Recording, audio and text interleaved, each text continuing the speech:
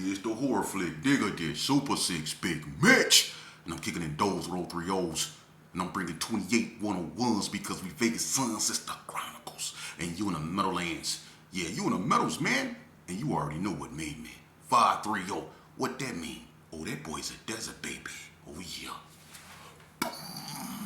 Hubba dub, scrub, 22-inch gold things. And big bolo yang, I can never sit on my claims. Welcome to Vegas Chronicles with the whole Super 6, Mr. Digger Ditch, Big Mitch. And today, like any other day, y'all know what we do.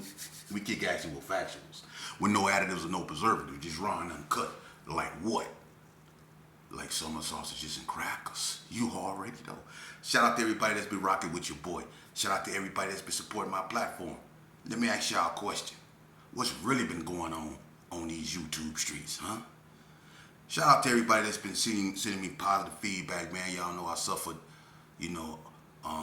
some tragic news the other day, man. God is real, though.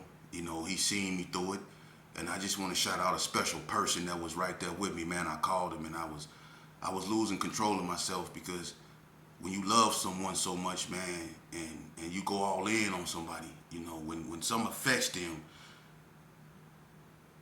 I just want that person, Slick P, Ricky Briggins, and everybody else, but especially him, because he was willing to come over my house and do whatever he needed to do to make sure that I was all right, man. And when you got friends like that, man, you don't take that for granted.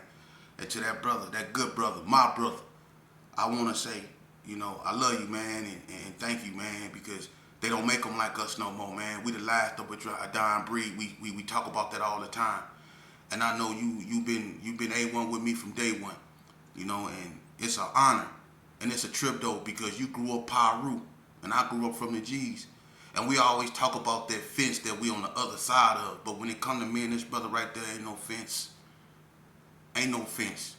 It's all love. And that should be an example, positive example for you youth up out here to see two old heads that come from an era that started all this connected like that. Because we grew up enemies, but as we got to know each other, like I say, he seen something in me and Elko, I seen something in him and Elko. And what I seen in him was a rider, the same thing he seen in me. We wasn't scared of nothing. And that's what made us respect each other. Even when we didn't like each other, we always had that respect. And from that's where the love grew, man. And we never looked at each other as anything other than brothers, man. And for that, man, I salute that brother Slick P, man. And the way he was there for me, he don't even got to call on me, man. All he got to do is think my name and I'm there. That's my brother, man. And that's how we should all feel about each other. Let's get back to that, But right now, I want to talk about something that's very important. Because when you look at these YouTube platforms, one thing I noticed, they talk about a lot of things, and I'm not putting no one down. Shout out to Big Bobby Ye, man.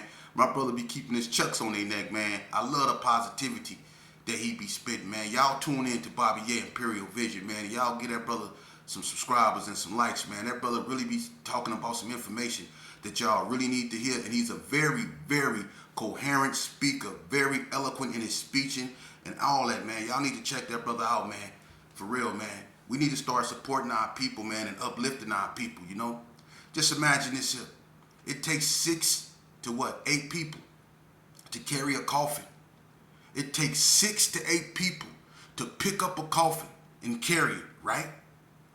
What if 6 to 8 people lifted one another up every day instead of lifting them up to put them in the ground, but lifting them up to go on this journey called life? What if 6 to 8 people did that every day? Can you imagine what our communities, what this world will be like?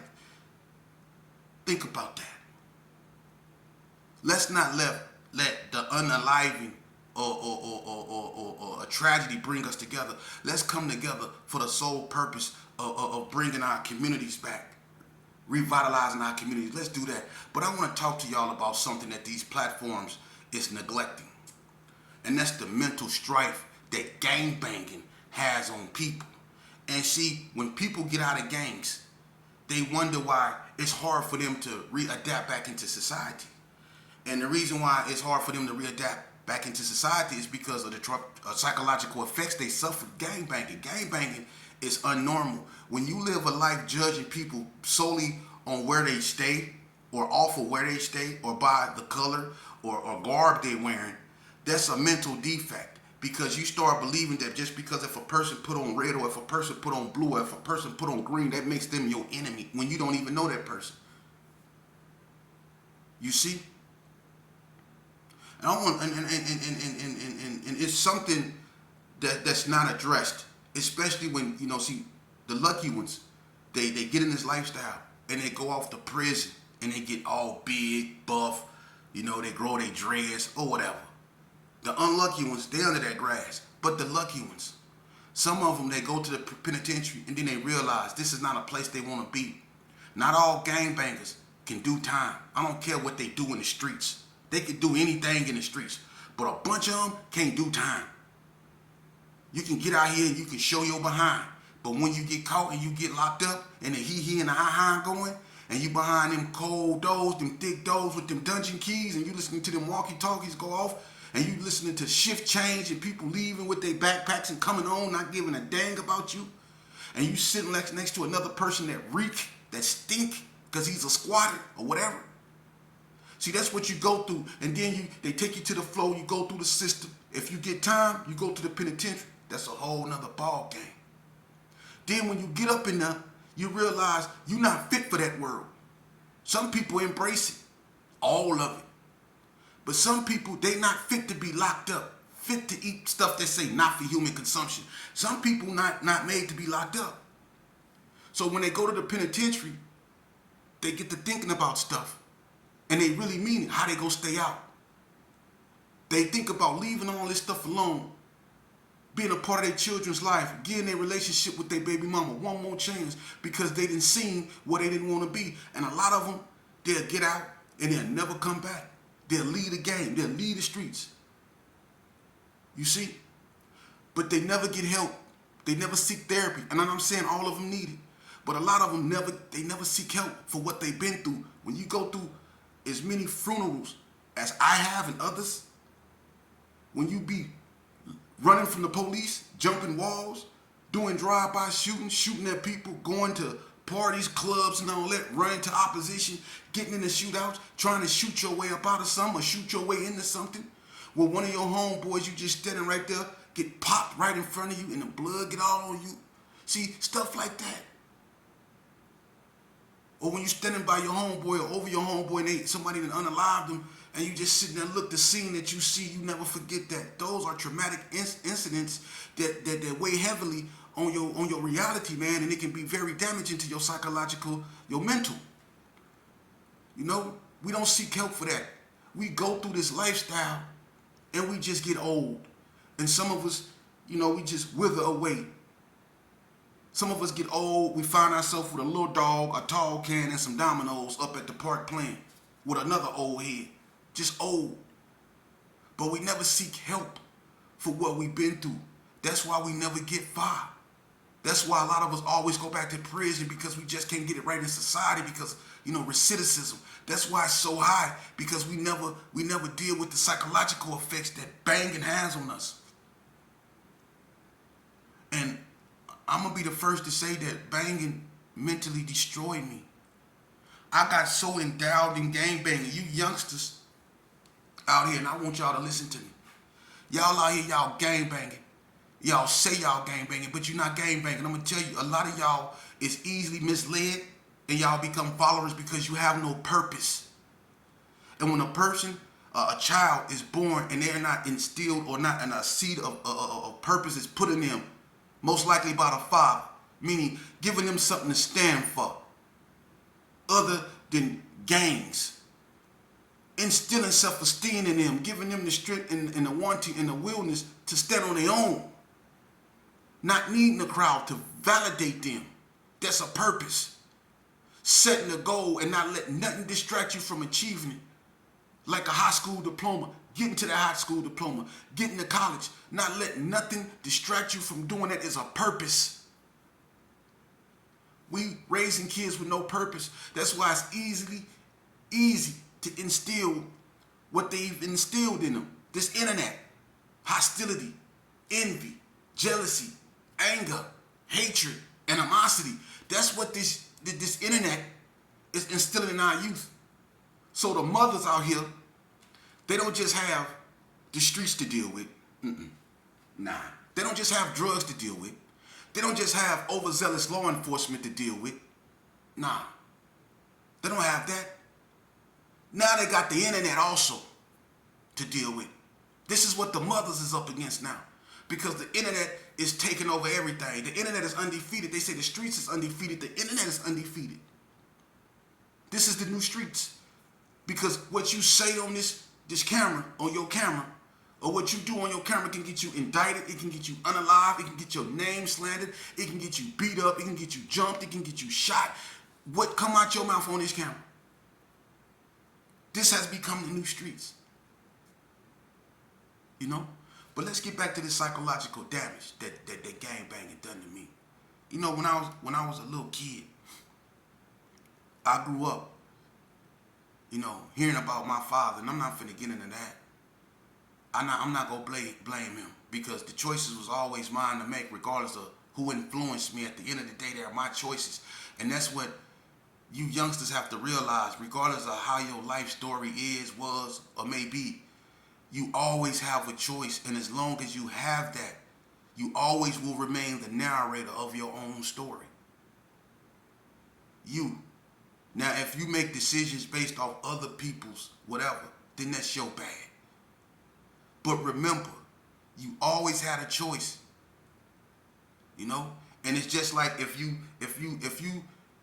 go get under the influence of something, if you smoke a drug and you get in your car, or if you smoke a drug and you playing with a pistol, and that pistol go off, and it hit your childhood friend per se, right?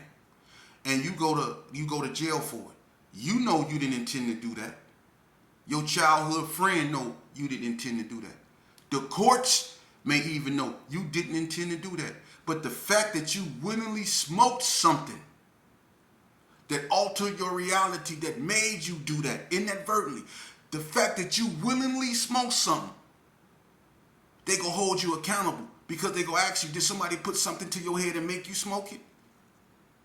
So what you did after you smoke it, you will be held accountable for it, because you willingly smoked.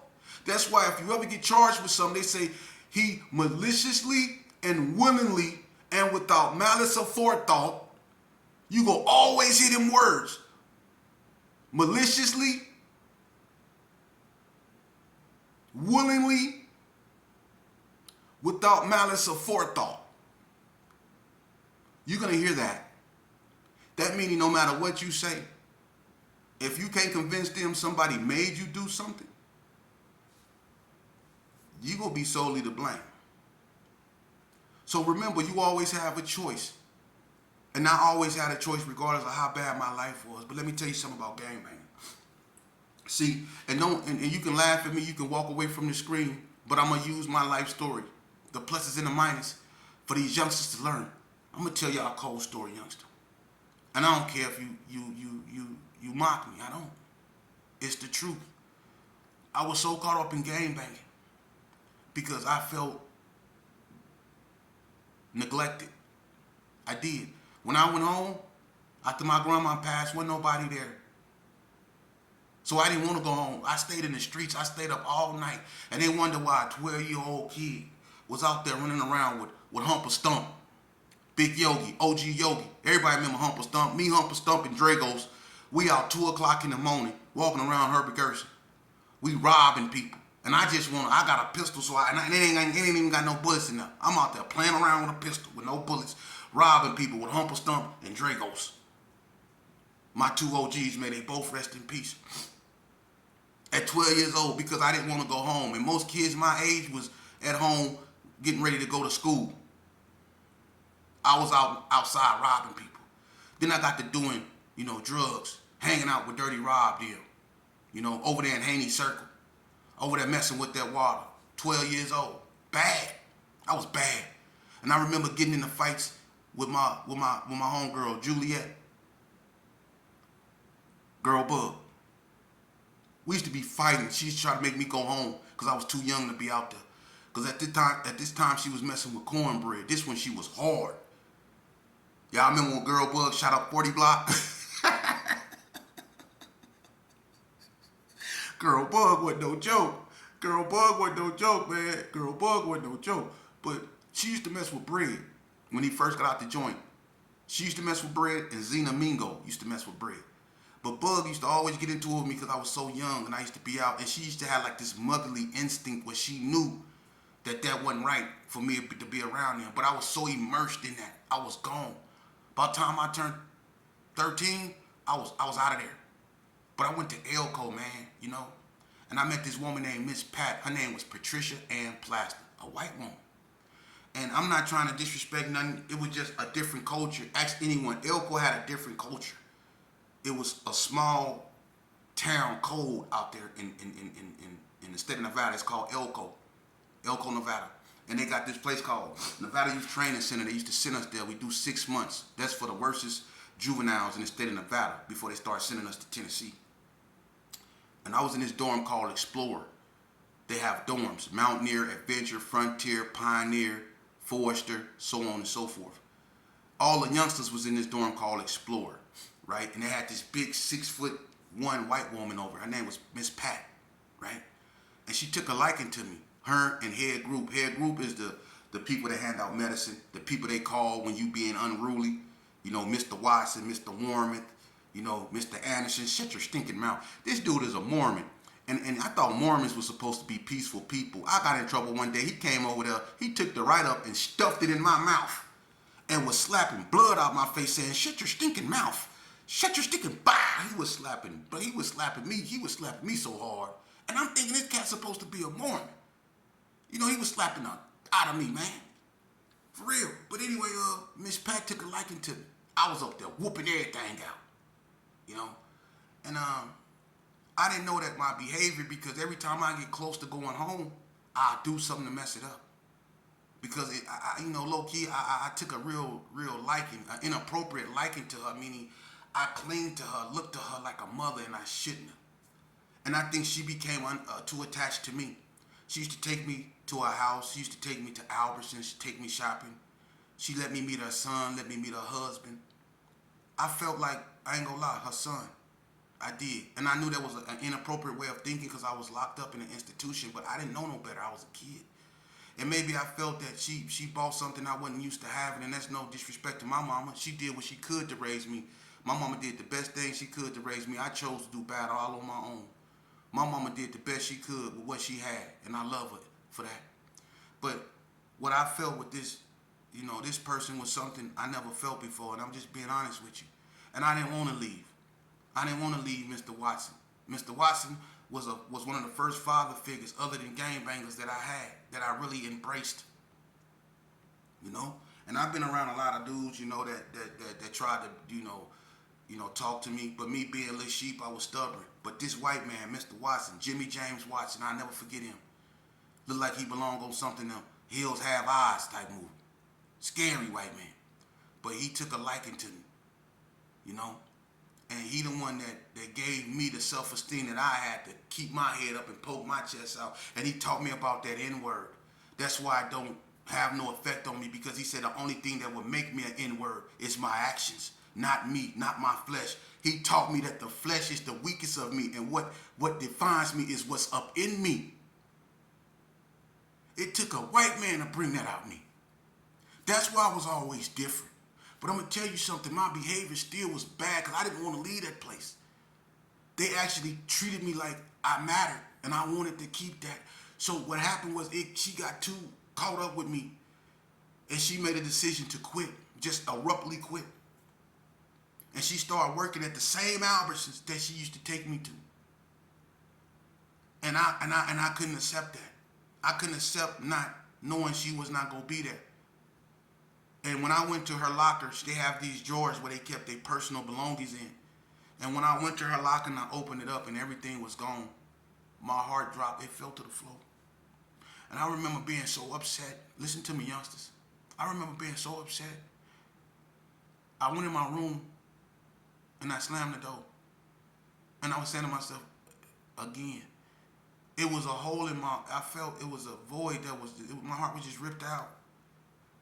And I don't know why, I just ripped my sheet off my bed and I tied it to my closet. We had these closets where we can hang our Pendletons up and our clothes. and we had like, they were light blue, they were wall units, and they had like this closet where you can hang clothes, and I could stand in the wall unit. I wasn't number like 12 years old, barely 13. I could stand in the wall unit because I was so short, and I got up there, I climbed up there, and I tied that thing around my neck, and I jumped, and I was gone. And it was a white guy named Sean Hinchcliffe, big tall white boy that was locked up with me. He went to check on me, and he found me dangling. He ran up in there, and he held me up, but the thing was tied too tight around my neck. And Mr. Pope, an Indian that was working the unit, he ran in there, and thank God he had a pocket knife, because he cut it off me. And they had to bring me back with this machine they had. It was a green machine that had this thing on me, this thing on my face. It was a green machine with wheels on it. And they brought me back. It was the most painful thing I ever experienced. Painful. It was painful. The convulsions, painful. I mean, it was painful. I'll never forget it. But from that moment on, I was ruined. Because instead of asking me or trying to figure out what would make him go this far, they automatically jump to conclusions. Oh, he's, a polite way of saying it. Oh, he's special. So they put me on a plane. They told me I was going home. They said, you want to see your mom? I said, yeah. I want to see somebody. I wanted to see Miss Pat. So they talked her into coming to see me one more time. And when she came, she was basically telling me I have to let go. This is not right. And I asked that woman, can she adopt me? And I was serious. And when she told me no, she couldn't. And it was hurting her because she started crying. And when she started crying, I lost it. And I'm going to just say, when I woke up again, I was in Children Behavioral Services. Yeah. That's a special place. A special place. They put disturbed youth. It was over there by Bonanza High School. My doctor name was Jonna Triggs. And you know what they did? They put me on medication as a juvenile. They ain't asked me, why what made you, do that, Terrell? They never asked me that. They just assumed that, medication was going to help me. They didn't know if it was going to have side effects. They didn't know if it was going to make me worse. They just know that I needed it. And if that didn't work, they had something that will. A needle.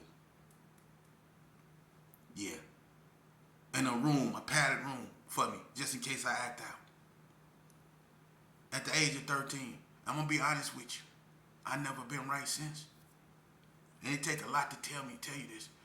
But gangbanging is what led me down now. Because gangbanging is what led me in the streets. But the fact that I felt unloved, that's what navigated me. The loneliness. The feeling of abandonment. So, to you families out there, you mothers and you fathers, if you don't want your child gangbanging, give them the attention they deserve so they don't go looking for it in the streets. Because for all the children that we as parents take for granted, and I'm not saying you all do, because I know the majority of you parents out there, you love your children. You just up against so much, especially the women. Excuse me, I'm getting emotional.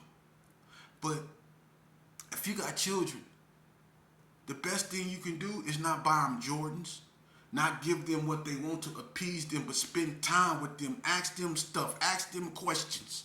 Complicated questions. Even if you don't want to hear the answer, you ask them. Because the last thing you want your child to feel is abandoned. Because when they feel abandoned, trust and believe, that's like the door being unlocked for the devil to walk on in.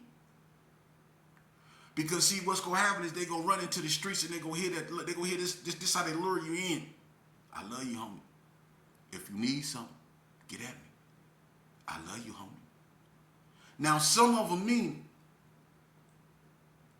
really mean that wholeheartedly. You have people out there that genuinely mean that don't want to see you in gangs. Even the ones that's in gangs, they won't want to see you get hurt.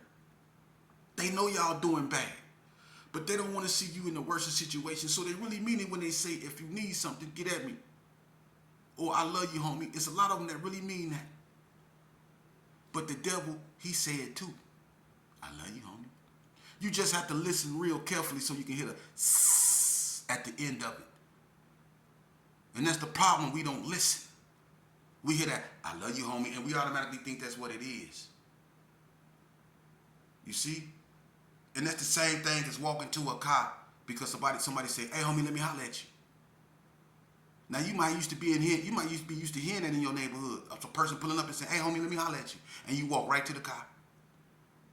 Well, people that don't like you can pull up and say, hey, let me holler at you. And you walk right to the car, and then you get what you're not looking for. That didn't happen a lot of times. See, the devil used the same language as you, which is, I love you. And if you need something, get at me. The devil used that too. And 9 times out of 10, we get seduced into that. And we end up taking him up on his offer. You see?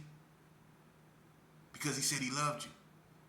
And then when you get caught up into something, and you ask and you looking for him, he ain't nowhere to be found. You see? Because he did his job, and it was to lure you in. So if the parents, if you're listening and you got children, invest time in them. That's priceless. Money is an incentive. That's cool to have. It's a necessity. But time is priceless. Because we're not on our own time. We on God's time. Meaning we on borrowed time. So if you have the time, spend it with your children. Show them how much they mean to you. Show them that they